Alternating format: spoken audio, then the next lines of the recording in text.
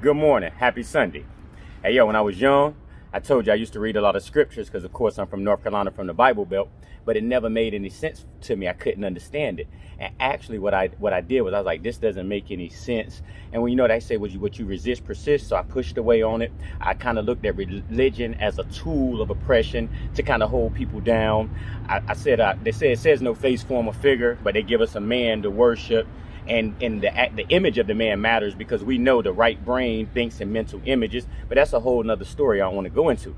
But it leads me to this one scripture, and it says a man's enemies will be in his own household. And what that is telling you is a man's enemy is his negative thinking, it's his doubts, his fears, his worries, his resentment.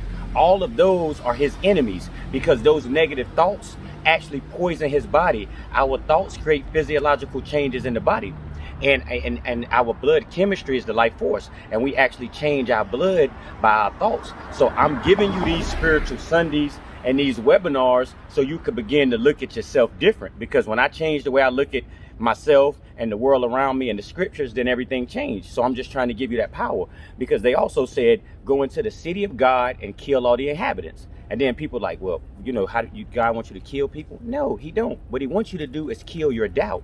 He wants you to kill your negativity. He wants you to kill the thoughts that you have of, I'm not good enough, I'm not worthy. That's what you got to kill. Go into the city of God, which is your mind, and kill all the inhabitants. Just that simple. And we overcomplicate things. Scripture is real simple. Love thy enemy. Treat thy neighbor as thyself. As a man think in his heart, so is he. Real simple, real calm. But we overcomplicate this thing. And when you just start to look at how your words and how your thoughts affect you on a physiological level.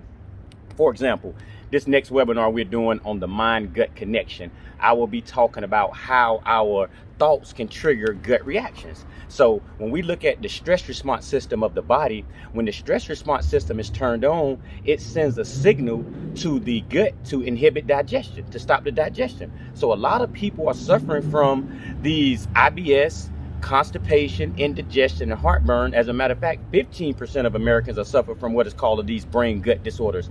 So I'm trying to show you to be mindful of your thoughts and how those thoughts actually affect you on a physiological level. I'm trying to show you the universal intelligence that resides within your body. I would definitely go to henrykellum.com and I would get these webinars on rewiring your brain. It's so important for you to have this information because you're going to realize that the brain can't think about negativity and positivity at the same time.